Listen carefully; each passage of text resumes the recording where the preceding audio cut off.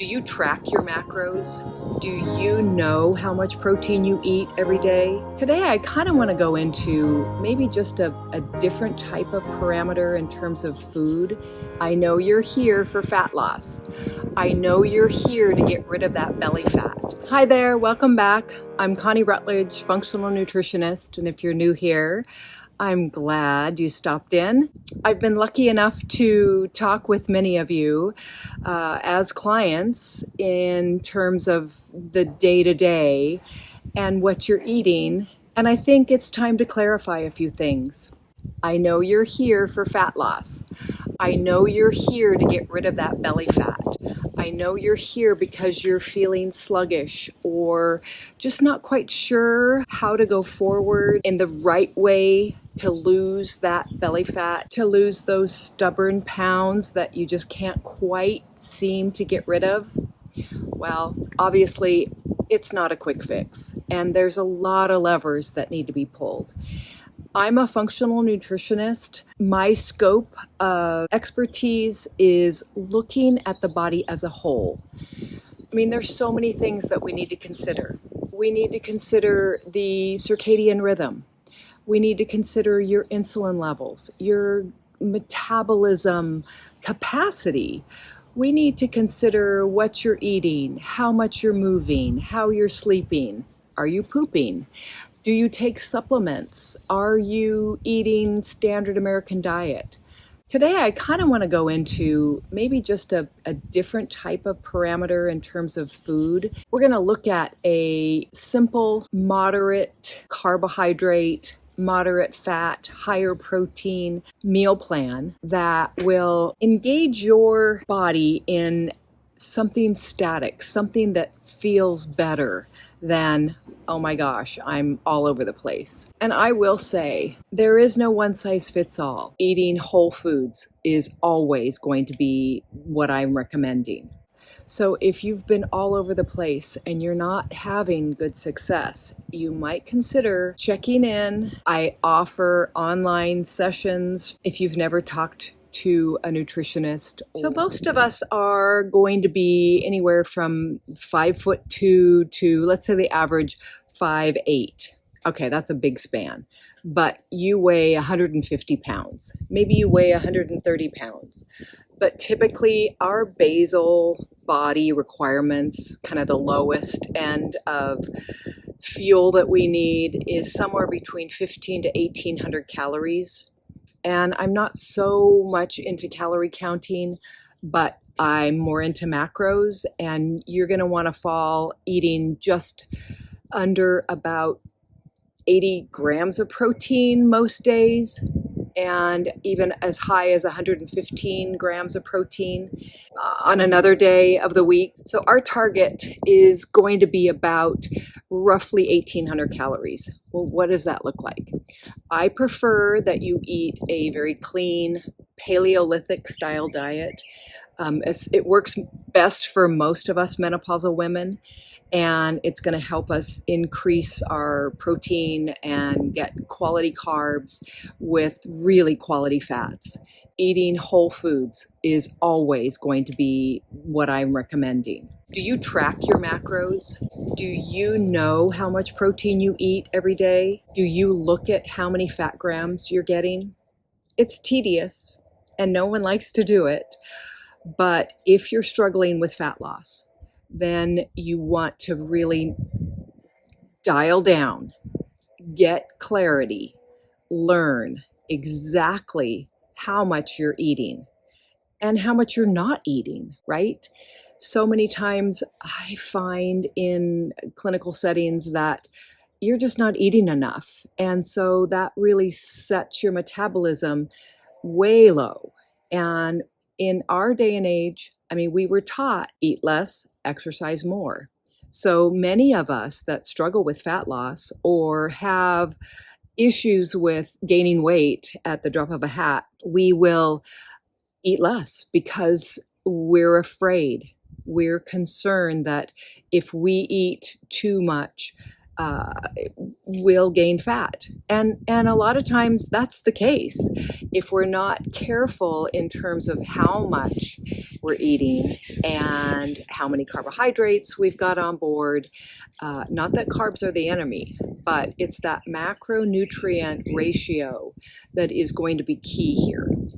And I like to say, if you're just starting out, then you want to kind of land at anywhere between 50 to 75 carbohydrates in a day and about 50 to 75 grams of carbs daily. And we want those carbs from natural food sources, not processed food like bread or crackers.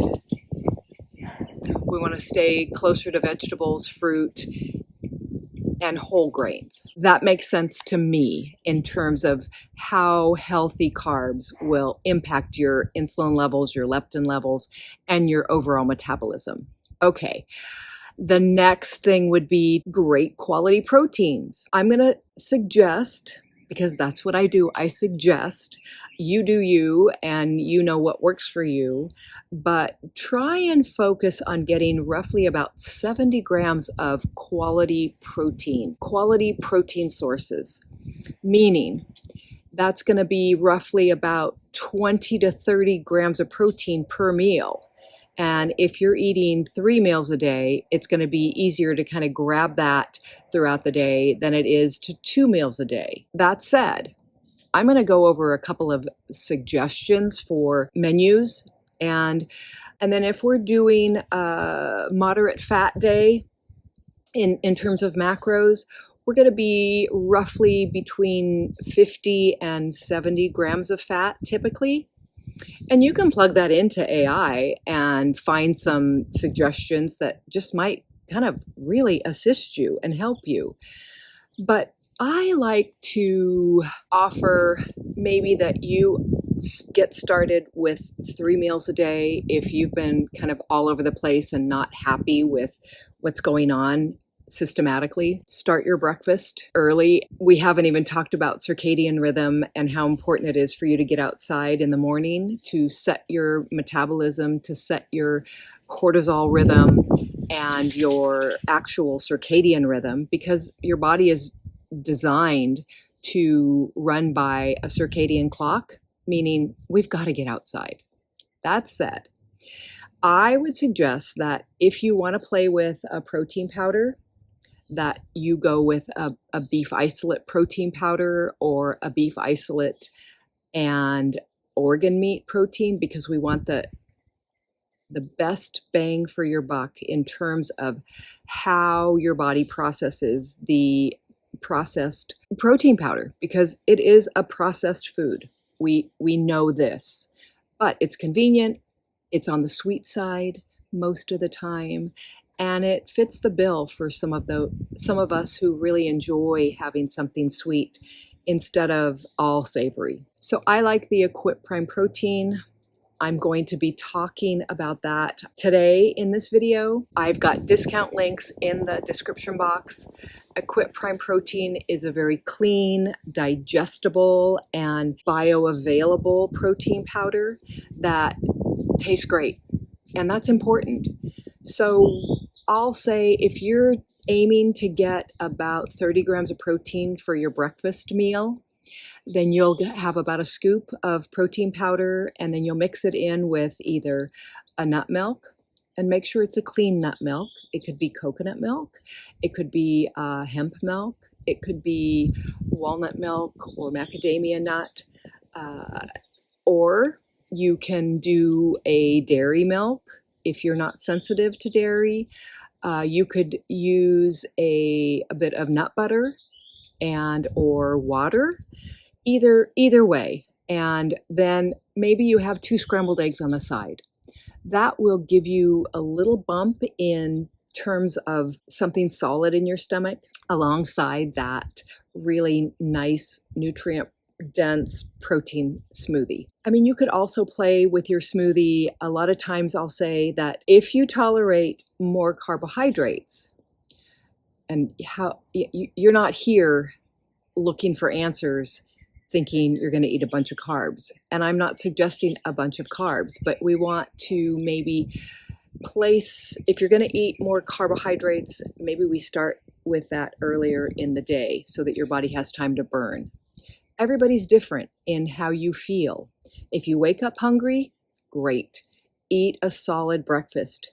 If you don't wake up hungry and don't enjoy eating breakfast, I suggest you have something small, maybe a hard-boiled egg.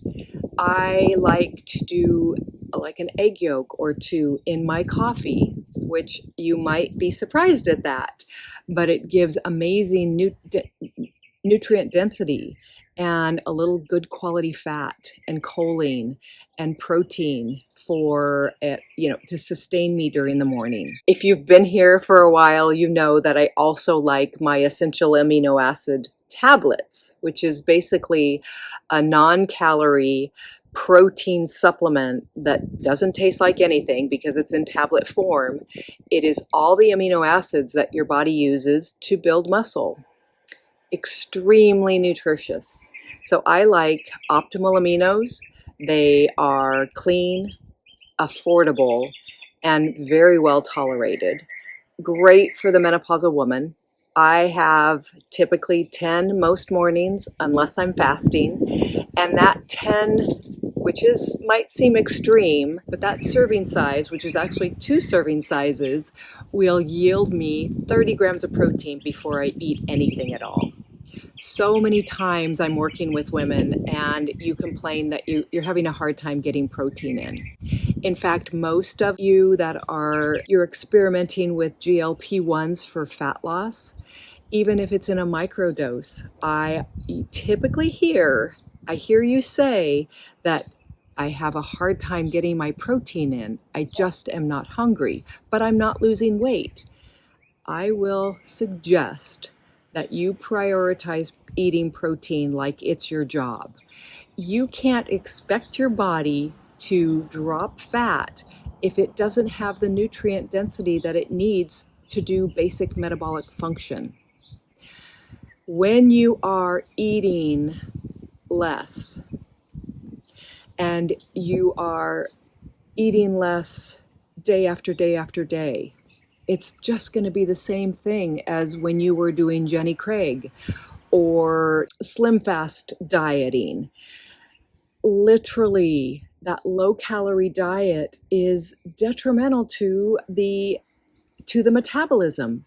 You can't expect your body to maintain the perfect weight for you when it's starving to death. I mean, your hair's going to fall out, your skin's going to look terrible, you're not going to have the energy you need, you're not going to sleep well, and then you're going to fall off the diet and blow it and start eating whatever you want, putting on all the weight again. Don't make that mistake again.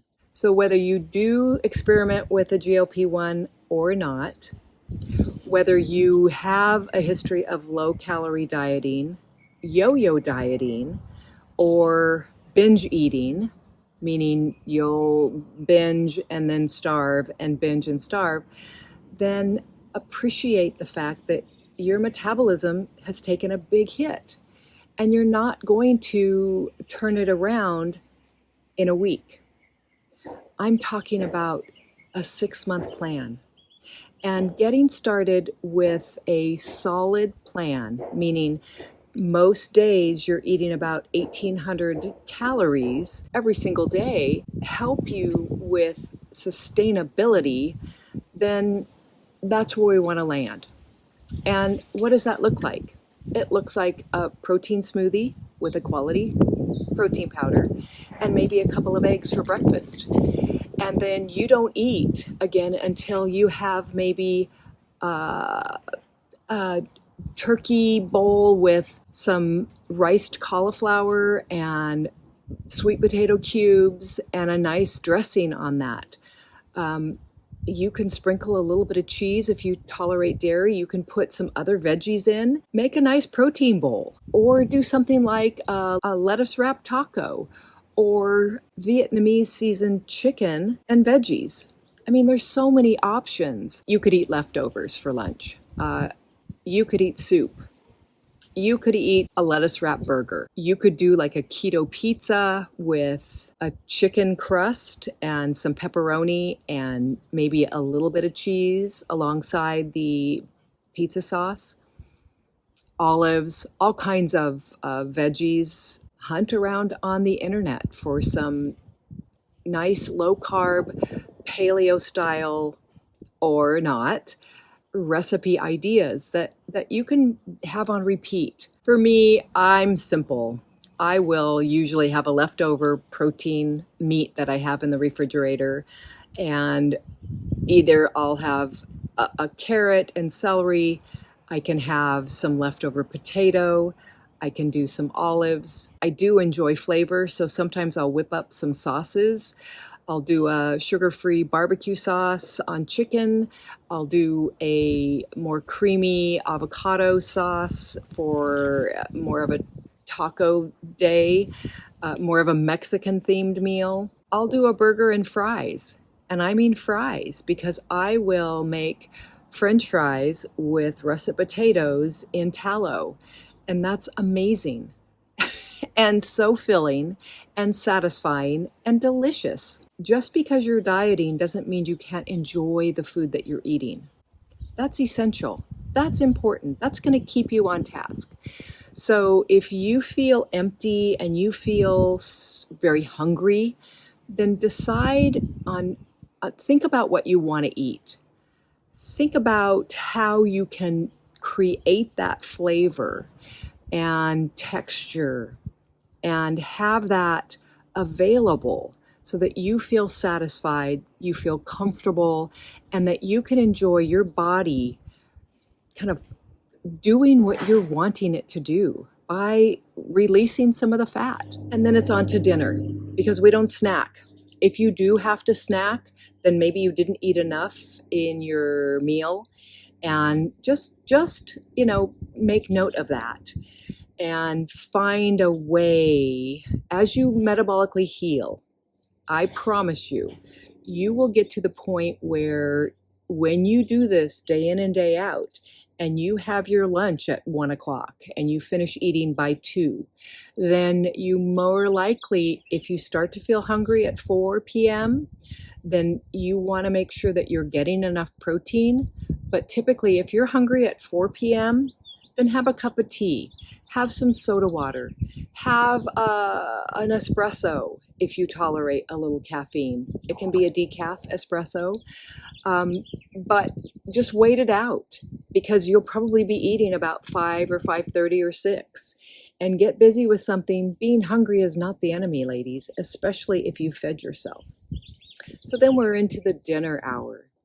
And I know that I want you in the kitchen cooking as often as possible. That's important, because we don't want to be eating at restaurants. Yes, the occasional restaurant meal is just fine. I know it's Mother's Day weekend coming up, and many of you will be going out to eat, and I don't want you to diet. I want you to enjoy yourself when you're out at a special meal. But cooking at home, we can rely on, obviously, the old standards, chicken and broccoli. But I laugh at that because it's delicious, especially if you've got butter on the broccoli and a nice little pan sauce on the chicken. So let's be creative and enjoy what we have fixed for that healthy meal. What about pork sirloin and apples? It's a skillet dinner that can be done pretty quickly. You can do that with a non-starchy veggie like zucchini or mushrooms or green beans. You can add a small serving of a starchy vegetable like a sweet potato or a red potato. And literally, you can saute the apple slices in the pan juices. There's my go-to standard burger plate. I'm a sucker for a cheeseburger. Yeah, I love it with a bun, but I don't always eat it that way. Often I will do a burger patty barbecued or just cooked on the skillet. I like grass-fed beef. It's a better nutritional profile. I usually eat about a third to a half a pound, typically, when I'm being honest. That's going to yield me enough protein to feel satisfied, and I won't be snacking the rest of the evening for sure. So maybe a cheeseburger plate with a slice of raw cheese. I'll do even sometimes a fried egg on top. I love the fat, and I can't get enough sometimes. If I haven't had carbohydrates in the daytime, more starchy carbs or enough carbs, then that's when I'll do those tallow fries or duck fat fries. And think about it. A small baked potato would be fine. If you are going to portion out an actual potato, it's just about the size of a small fries at McDonald's, and you count the carbs and you appreciate that that is whole food, it is delicious, and I want you to try it. So I've given you a few suggestions for breakfast, lunch, and dinner. And I know that you're going to have questions. In fact, have you ever made tallow fries? Can you put that in the comments? Have you tried Equip Prime Protein? Did you like it? How did you feel after enjoying that really clean protein smoothie? Do you add bananas to every smoothie? I hope not. Bananas make it a little creamier. So what I'll do very, very seldomly, but I used to do it all the time, and I just don't anymore. But I would add maybe a quarter of a banana for a little bit of texture. If you like that creamier texture, you could add a quarter of an avocado. You're going to add a little bit of fat with that, some nut butter or some chia seeds. I mean, there's so many things that you can enhance your smoothie with and give it a different nutritional profile so that your body has more nutrients available. These are tips and tricks that we talk about in the Jumpstart Session. The Jumpstart Session is the initial consult that I require if we're going to work together. It will allow me to dig deep in what's going on with you. This week, the main themes, let me think about this. I had clients who had no idea you could take an essential amino acid supplement to bolster your protein. And it's fun sharing things like that with them. This client had no idea there was a beef isolate protein available. She was using a pea protein, and she was not comfortable after. Bloat. She wasn't losing fat, so I'm excited for her to try the Equip Prime Protein and get a grip on utilizing quality products to enhance her nutritional profile. She was not getting enough protein. She was on a GLP-1, and she had been stalled out for way too many months. Yeah, she'd lost some weight initially, and she'd kept it off, but she wasn't able to allow her body to feel safe enough to continue losing. And that's how it works. I feel like a lot of times you don't understand, well, you don't know what you don't know. I mean, we don't know what we don't know, right? When we're not, really leaning into learning practical, sustainable, and affordable ways to eat, live, sleep, live, then reach out, because I've got tools. I've got tools that will make your fat loss journey much easier. And if you're not eating and you're not losing, please reach out. Drop a note in the comment and let me know that you're struggling, and maybe we can have a conversation. I do a 15-minute discovery call to answer any questions that you might have about how I work. Yes, it is out of pocket. Your insurance isn't going to cover somebody like me as a health coach. But from my experience, your doctor's not going to help you either. And your health and the way that your body feels and the way that you think about how your body feels and the way that you think and feel, that's everything. Please appreciate that you're pretty amazing. And whether you're thin, whether you're fluffy, whether you're feeling like there's no way out, I promise you, we can work on it. There's no time like today. Get started now. No excuses. Just get started. All right, I hope this was helpful. Come for the fat loss, stay for the longevity. We're not getting any younger, so let's go for it. All right, I'll see you next time. Thank you.